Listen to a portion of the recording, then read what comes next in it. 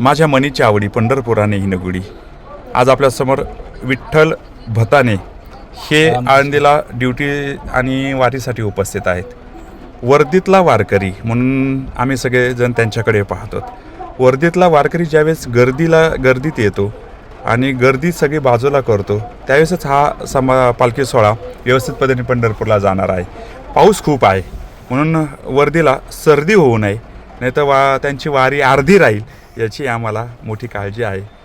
काय सांगाल तुम्ही तुमची आठवण? कसा 2 दिवस झाले तुम्ही आनंदित आहात? कसा हा समाधी सोहळा तुम्ही आपलं पालखी सोहळा अनुभवत आहेत? वारकऱ्यांच्या भावना तुम्ही जवळून पाहत आहेत.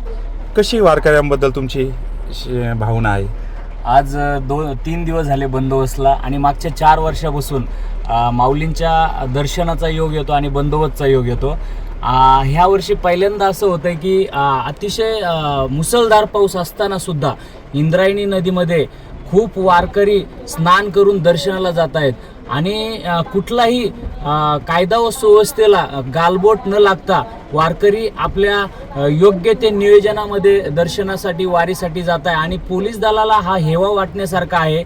इतर वेळेस ड्युटीला जात असताना पोलीस दलामध्ये अतिशय तणावाचं भूमिका असते, का लोकांच्या कायदा व सुव्यवस्था बिघडण्याची भूमिका असते. पण या ठिकाणी लाखो भाविक असून सुद्धा कुठलेही गालबोट न लागता आणि आम्हाला एक सोहळ्याचा हा सुवर्ण क्षण आमच्याही नशिबात येत असताना आम्हाला हा खूप वेगळा बंदोबस्त, वेगळी ऊर्जा आणि वेगळं या माऊलींच्या भूमीमध्ये आम्हाला बंदोबस्त करण्याचं भाग्य लाभतं.